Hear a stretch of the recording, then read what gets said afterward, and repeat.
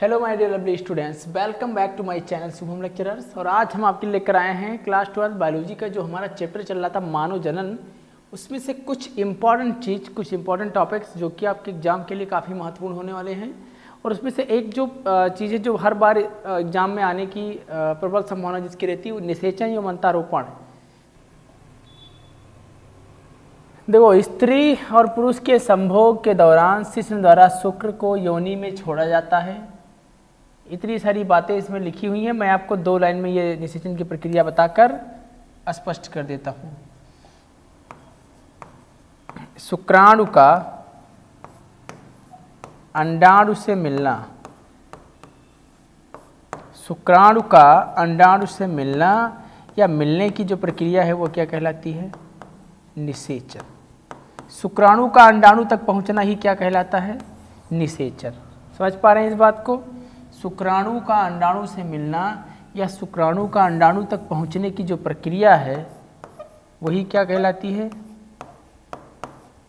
निषेचन। ठीक, शुक्राणु का अंडाणु से मिलना या शुक्राणु का अंडाणु तक पहुंचना, ये प्रक्रिया क्या कहलाती है? निषेचन। अब निषेचन की प्रक्रिया होती कहाँ है? जी, जैसा कि इन्होंने बताया कि स्त्री और पुरुष के संभोग के दौरान शिश्न के द्वारा शुक्र स्त्री की योनि में छोड़ा जाता है, यानी वीर्यसेचन। स्त्री की योनि में छोड़े जाने की प्रक्रिया को क्या बोलते हैं? वीर्यसेचन।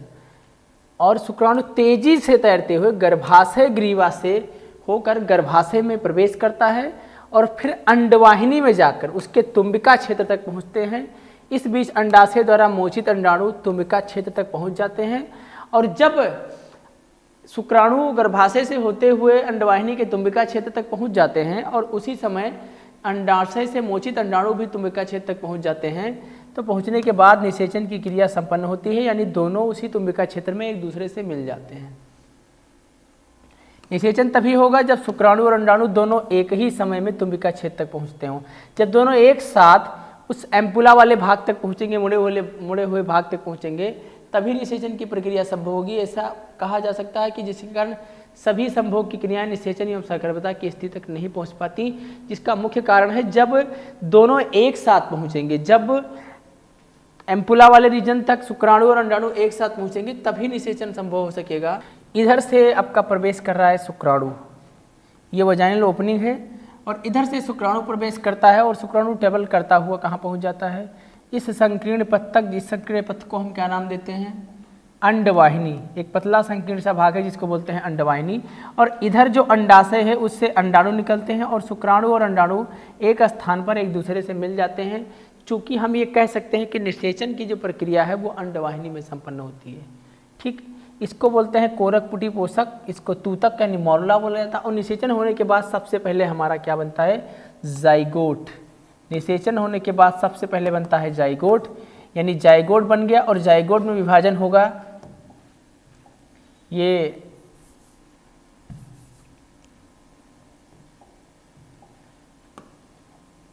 अंडाणु, ठीक, इससे क्या मिल गया? ये शुक्राणु मिल रहे हैं। ठीक, और शुक्राणु जब अंडाणु से मिलेंगे तो निषेचन की क्रिया संपन्न हो जाएगी। निषेचन की क्रिया संपन्न होने के बाद क्या होगा कि ये जो कोशिका थी ये 2 कोशिकाओं में रूपांतरित हो गई, यानी इस कोशिकाओं ने कितनी कोशिका बना ली? 2 कोशिकाएं। अब फिर ये 2 कोशिका समसूत्री विभाजन के द्वारा 4 कोशिकाओं में रूपांतरित हो जाएगी। 4 कोशिका से ये 8 कोशिकाओं में, और 8 कोशिकाओं के समूह को मॉरुला कहा जाता है। इस प्रकार से विभाजन की प्रक्रिया लगातार होती जाएगी, और जब एक लिमिटेड विभाजन हो जाएगा, यानी 2 कोशिकाओं से लेकर 2, 4, 6, 8, 10, 16, 32 तक कोशिकाएं बन जाएंगी। उसके बाद इस संकीर्ण पथ से ट्रेवल करता हुआ ये मॉरुला गर्भाशय में पहुंच जाएगा और गर्भाशय की दीवार से जुड़ जाएगा। देखो, जो शुक्राणु का अगला भाग होता है उसे अग्रपिंडक कहा जाता है। और अग्रपिंडक क्या करता है? शुक्राणु की पारदर्शी जो अंडावरण होता है उसके माध्यम से अंडाणु में प्रवेश करके उसके प्लाज्मा भित्ति को क्रॉस करके उसके साइटोप्लाज्म से मिल जाता है। प्लाज्मा भित्ति को क्रॉस करेगा और क्रॉस करने के बाद में उसके साइटोप्लाज्म से मिल जाएगा, और ये द्वितीय अंडक के अर्धसूत्री विभाजन को प्रेरित करता है। और जब अर्धसूत्री विभाजन की प्रक्रिया होगी उसके बाद क्या होगा?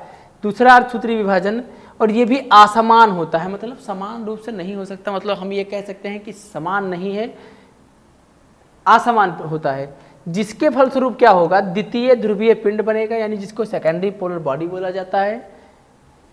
और यह एक अगुणित अंडाणु, जिसको डिम्बाणु प्रसू या फिर oocyte कहा जाता है, शीघ्र ही शुक्राणु और अंडाणु के अगुणित केंद्रक एक साथ संलयन करते हैं और जिससे द्विगुणित युग्मनज यानी जायगोट की रचना होती है। जब शुक्राणु और अंडाणु के जो न्यूक्लियस हैं आपस में फ्यूज करेंगे तो एक द्विगुणित जायगोट का निर्माण हो जाएगा।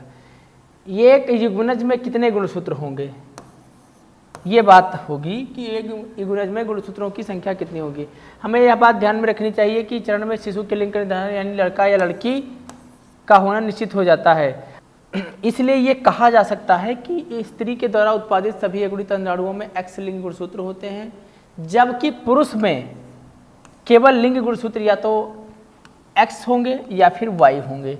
यानी हम ये कह सकते हैं कि महिलाओं में या जो मादा होती है उनमें जो गुणसूत्र बनेंगे होंगे अंडाणुओं में वो एक समान यानी XXE होंगे, लेकिन अगर आप किसी पुरुष की बात करेंगे तो उसमें 50% एक्स गुणसूत्र और 50% वाई गुणसूत्र होते हैं। यहाँ कह रहा है कि 50% एक्स गुणसूत्र और दूसरे 50% शुक्राणु में वाई लिंग गुणसूत्र होता है। अब कह रहा है कि पुरुष और स्त्री युग्मकों के संलयन के पश्चात युग्मनज में या तो XX या फिर XY लिंग गुणसूत्र की संभावना होगी। यह इस बात पर निर्भर करेगा कि X में 4 लिंग गुणसूत्र वाले शुक्राणुओं में कौन अंडाणु का निषेचन करता है। जिस युग्मनज में XX गुणसूत्र होंगे, जिस युग्मनज में XX गुणसूत्र होंगे वह मादा शिशु यानी लड़की में रूपांतरित हो जाएगा, और जबकि जिसमें XY गुणसूत्र होंगे वो नर युग्मक यानी नर शिशु में रूपांतरित हो जाएगा। कहने का मतलब क्या है कि जिसमें XX गुणसूत्र होंगे वो फीमेल बन जाएगा और जिसमें XY होंगे वो क्या होगा, मेल बन जाएगा। चूँकि महिलाओं में क्या है कि जो सभी गुणसूत्रों की संख्या समान यानी XX ही है, जबकि अगर पुरुषों की बात करें तो उसमें 50% एक्स और 50% वाई। दूसरा कह रहा है कि किसी भी शिशु के लिंग का निर्धारण उसके पिता के द्वारा होता है, ना कि माता के द्वारा। समसूत्री विभाजन की शुरुआत तब हो जाती है जब युग्मनज अंडवाहिनी के संकीर्ण पथ से गर्भाशय की ओर बढ़ता है। फिर कह रहा है कि जो यह 2, 4, 8, 16 संतति वाली कोशिकाओं में जिसे कोरक खंड यानी ब्लास्टोमेयर्स कहा जाता है की रचना करते हैं। अब 8 से लेकर 16 कोशिकाओं तक को कोरक खंडों वाले भ्रूण को तूतक यानी मॉरुला कहा जाता है। ठीक, 8 से लेकर 16 तक के जो कोशिकाओं का जो समूह से मॉरुला कहते हैं, यह लगातार विभाजित होता रहता है और जब यह गर्भाशय की ओर बढ़ता है तब ब्लास्टोसिस्ट के रूप में परिवर्तित हो जाता है और एक कोरकपुटी में बाहरी परत के रूप में व्यवस्थित होते हैं। यह ट्रोफोब्लास्ट कहलाता है। क्या कहलाता है? ट्रोफोब्लास्ट। कोशिकाओं के भीतरी समूह जो पोर कोशक से जुड़े होते हैं वे अंतर कोशिका समूह यानी इनर मास सेल कहलाते हैं। अब पोर कोशक गर्भाशय के अंतःस्तर से जुड़ जाता है और जुड़ने के बाद अंतर कोशिका समूह के भ्रूण के रूप में अलग अलग या विभक्त हो जाता है और संलग्न होने के कारण बाद में गर्भाशयी कोशिकाएं तेजी से विभक्त होती हैं, जिसके कारण क्या होता है कि ये कोरकपुटी को आवृत यानी चारों तरफ से घेर लेती हैं। इसके परिणाम स्वरूप क्या होता है, कोरकपुटी गर्भाशय के अंतःस्तर में अंतःस्थापित हो जाता है और अंतःस्थापित होने की यह प्रक्रिया क्या कहलाती है? अंतःरोपण। देखो एक बात, मेरी बात सुनो समझो। जब निषेचन की प्रक्रिया संपन्न हो गई तो निषेचन की प्रक्रिया एक संकीर्ण पथ अंडवाहिनी में संपन्न होती है, फिर वहां से मॉरुला, ब्लास्टुला, गैस्ट्रुला से प्रक्रिया आगे बढ़ेगी, फिर वो धीरे धीरे वहां से टेबल करता हुआ गर्भाशय में पहुंचेगा और गर्भाशय में पहुंचने के बाद उसकी दीवारों में अपने आप को अंतःरोपित कर लेगा। यह प्रक्रिया अंतःरोपण कहलाती है। आगे देखिए सगर्भता का भ्रूणीय परिवर्तन। अब गर्भ में स्थापित हो चुका है, अब दूसरी प्रक्रिया आगे क्या होगी? भ्रूणीय परिवर्तन। उसका विकास किस तरीके से होगा? देखो, भ्रूण के अंतःरोपण के पश्चात पोर कोशक अंगुली जैसी संरचनाएं उभरती हैं जिन्हें जरायु यानी जरायु अंकुरक यानी कोरियोनिक बिलाई कहा जाता है। ये गर्भाशय की ऊतकों से ये क्या होगा? गर्भाशय अंकुरक, जरायु अंकुरक क्या होगा? गर्भाशयी ऊतक और मात्र रक्त से आच्छादित हो जाती हैं, यानी इनको प्लेसेंटा नाभि कहा जाता है। अंतःरोपण के बाद नाभि मतलब उंगली जैसी संरचनाएं निकलेंगी जिसको जरायु अंकुरक कहते हैं और ये गर्भाशय की आंतरिक दीवार से जुड़ जाएंगी और जुड़ने के बाद ये जरायु अंकुरक यानी गर्भाशयी ऊतक एक दूसरे के साथ अंगुली युक्त इंटर डिजिटेटेड हो जाते हैं और इसके साथ संयुक्त रूप से परिवर्तन भ्रूण और मात्र शरीर के साथ एक संरचनात्मक व क्रियात्मक इकाई को गठित करते हैं, जिसे अपरा कहा जाता है। अपरा को हिंदी में प्लेसेंटा या फिर नाभि भी कहा जाता है, जिसके थ्रू बच्चे को नरिशमेंट यानी पोषण पदार्थों की आपूर्ति कराई जाती है।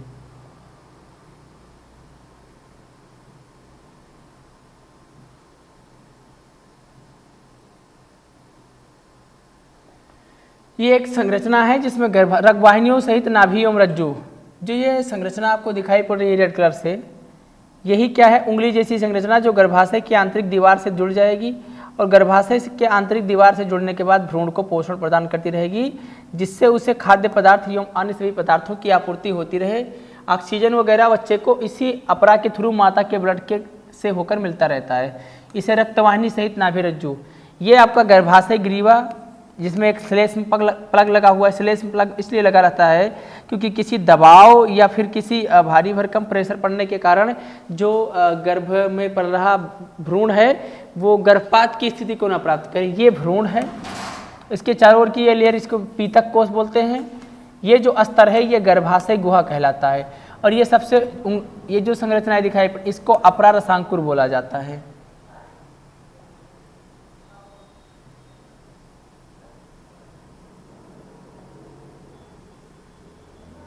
अपरा भ्रूण को ऑक्सीजन, पोषण की आपूर्ति, कार्बन डाइऑक्साइड तथा भ्रूण के द्वारा उत्सर्जित पदार्थों को बाहर निकलता, सारी चीजें उसको पहुंचाएगा और जो उत्सर्जित पदार्थ निकालेंगे उसको बाहर निकालेगा। ठीक है, यह एक नाभि रज्जु द्वारा भ्रूण से जुड़ा होता है, जो भ्रूण तक सभी आवश्यक पदार्थों को अंदर लाने तथा बाहर ले जाने के कार्य में मदद करता है। अपरा अंतःस्त्रावी ऊतकों का भी कार्य करता है और अनेक हार्मोन्स मानो जिसको हम बोलते हैं गोनाडोट्रोपिन हार्मोन्स, जिसको ह्यूमन कोरियोनिक गोनाडोट्रोपिन यानी HCG बोलते हैं, मानो अपरा लैक्टोजन जिसको ह्यूमन प्लेसेंटल लैक्टोजन कहा जाता है, HPL कहा जाता है। दो चीजें HCG और दूसरा क्या है HPL, इन सभी को ट्रांसपोर्ट करने का काम भी अपरा ही करता है। उसके अतिरिक्त एस्ट्रोजन, प्रोजेस्ट्रॉन, ये सब सगर्भता की उत्तरार्ध अवधि में अंडाशय के द्वारा रिलैक्सेशन नामक हार्मोन्स, जब उत्तरार्ध अवधि आती है सगर्भता की तो उस समय अंडाशय से एक हार्मोन्स निकलता है जिसको रिलैक्सिन कहा जाता है। ये हार्मोन्स भी निकलता है। इससे HCG, जो HCG, HPL और रिलैक्सेशन हार्मोन्स होते हैं स्त्री में केवल सगर्भता की स्थिति में ही उत्पादित होते हैं, बाकी समय ये हार्मोन्स किसी मेल फीमेल की बॉडी से प्रोड्यूस नहीं होंगे।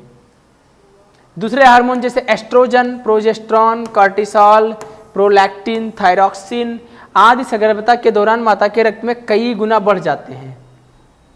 इनकी जो मात्रा है जब सगर्भता की स्थिति होगी तो उस दौरान माता के जो ब्लड में इन सभी की मात्रा बहुत ज़्यादा होगी, यानी बहुत अधिक होगी। इन हार्मोनों के उत्पादन में बढ़ोतरी होना भी भ्रूण वृद्धि एवं माता की उपापचयी क्रियाओं के परिवर्तनों एवं सगर्भता को बनाए रखने के लिए आवश्यक होता है। फिर आगे कह रहा है कि अंतःरोपण के तुरंत बाद जो अंतर कोशिका समूह है वो बाह्य त्वचा नामक एक बाहरी सतह, अंतः त्वचा यानी एंडोडर्म नामक भीतरी सतह में विभाजित। जब अंतःरोपण की प्रक्रिया हो जाएगी तो दो लेयर बन जाएगी, एक एक्टोडर्म और एक इंडोडर्म। बाह्य त्वचा अंतः त्वचा के बीच जल्द ही एक और लेयर बन जाएगी जिसको बोलते हैं मीजोडर्म। तीन लेयर में बढ़ जाएगा, इक्टो, इंडो और मीजो, बाह्य, मध्य और अंतः। इसकी अंतर कोशिका समूह में कुछ निश्चित तरह की कोशिकाएं हैं जिन्हें स्टेम सेल कहा जाता है, समाहित रहती, जिनमें यह क्षमता होती है कि वे सभी अंगों एवं ऊतकों को उत्पन्न करती हैं। स्टेम सेल क्या होती हैं? उन्हीं तीनों लेयर्स के बीच में कोशिकाओं का एक समूह होता है जिनको स्टेम सेल कहा जाता है। इनके पास एबिलिटी होती है कि ये शरीर के सभी अंगों का निर्माण करने में सक्षम होती हैं। फिर आगे कह रहा है कि सगर्भता के बाद भी भ्रूण का सगर्भता के बाद सबसे पहले क्या होता है, किसी भी भ्रूण का जो हृदय है वो निर्मित होगा। एक बार देख लूं,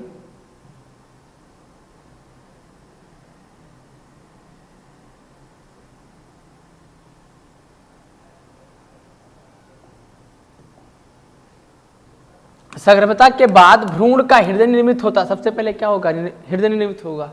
अब हृदय का निर्माण इसलिए होगा क्योंकि वो ब्लड को पंप करेगा तो और सारे अंगों का विकास होगा।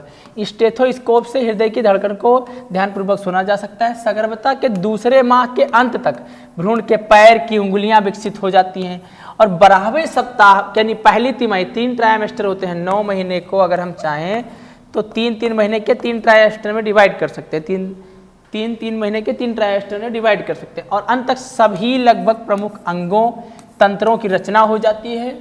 उदाहरण के लिए पैर और बाह्य जनन अंग अच्छी तरह विकसित हो जाते हैं। गर्भावस्था के 5वें माह के दौरान गर्भ की पहली गतिशीलता और सिर पर बालों का उगाना। 5वें माह के दौरान पेट में कुछ हलचल महसूस होती है जिसे उसकी जो मदर है वो फील कर सकती है। लगभग 24वें सप्ताह के अंत तक यानी दूसरी तिमाही के अंत तक पूरे शरीर पर कोमल बाल निकल आते हैं। आँखों की पलकें अलग अलग हो जाती हैं, यानी दोनों ये जो आपकी आईब्रोज है वो अलग हो जाएंगी, बरौनियाँ बन जाती हैं और गर्भावस्था के 9वें माह के अंत तक गर्भ पूर्ण रूप से विकसित हो जाता है और प्रसव के लिए तैयार हो जाता है। हाँ, अगला क्या है? प्रसव एवं दूधक स्त्रावण है।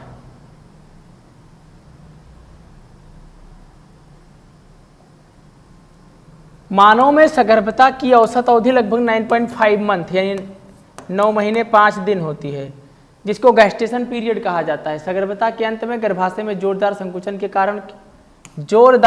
के कारण गर्भ बाहर निकल आता है। गर्भ के बाहर निकलने की इस क्रिया को शिशु का जन्म यानी प्रसव कहा जाता है। यह एक जटिल तंत्री अंतर अस्त्रावी यानी न्यूरोइंडोक्राइन क्रिया विधि द्वारा प्रेरित हो जाता है। प्रसव के लिए संकेत पूर्ण विकसित गर्भ एवं अपरा से उत्पन्न होने वाले हल्के माइल्ड गर्भाशयी संकुचन को यह माना जा सकता है कि अब प्रसव यानी डिलीवरी का टाइम आ चुका है। गर्भ फीटल इजेक्शन रिफ्लेक्स कहते हैं। यह माता के पीयूष ग्रंथि से ऑक्सीटोसिन के निकलने, ये हार्मोन्स काफ़ी इंपॉर्टेंट है जो गर्भावस्था को मतलब प्रसव कराता है और उसके बाद में जो आपका गर्भाशय होगा उसकी पेशियों पर कार्य करके गर्भाशय को पुनः उसी स्थिति में लेकर आएगा जिस स्थिति में वो पहले था। इसके कारण जोर जोर से संकुचन होने लगता है और गर्भाशयी संकुचन ऑक्सीटोसिन के अधिक स्त्रावण को उद्दीपित करता है। गर्भाशयी संकुचन तथा ऑक्सीटोसिन की स्त्राव के बीच लगातार उद्दीपन प्रतिवर्त के कारण यह संकुचन तीव्र हो जाता है और तीव्र होने से क्या हो जाएगा और लगातार तीव्रतर यानी बढ़ता जाता है, जिससे शिशु माँ के गर्भाशय से जनन नाल के द्वारा बाहर निकल आता है और इसी जनन नाल के द्वारा निकलने की प्रक्रिया को प्रसव क्रिया संपन्न माना जाता है, यानी प्रसव की प्रक्रिया पूरी हो गई। शिशु के जन्म के तुरंत बाद ही अपरा भी गर्भाशय से होते हुए बाहर निकल आती है, जिसके दौरान क्या होता है कि उसके शरीर में कई सारे बदलाव होते हैं और सगर्भता के अंत तक इसमें दूध उत्पन्न होने लगता है। जो स्तन ग्रंथियां हैं वो विकसित होंगी और विकसित होने के बाद जब ये प्रक्रिया संपन्न हो जाएगी तो इनमें दूध का उत्पादन हो जाएगा।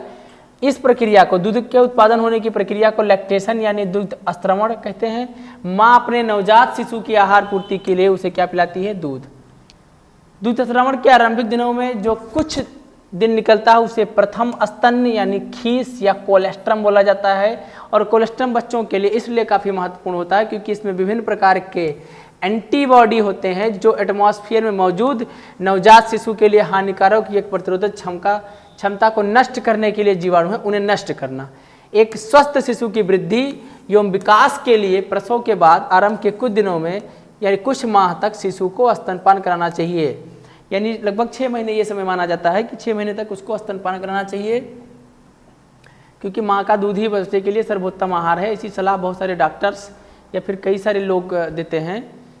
तो हमारा आज का लेक्चर यहीं पर समाप्त होता है और मुझे लगता था कि ये इस लेसन का भी आखिरी लेसन का भी आखिरी टॉपिक होगा, तो आप सब इसे बहुत अच्छे तरीके से प्रिपेयर करिए। जो भी प्रॉब्लम्स आएंगी उनको दूर करने का पूरा प्रयास किया जाएगा। तब तक के लिए जय हिंद।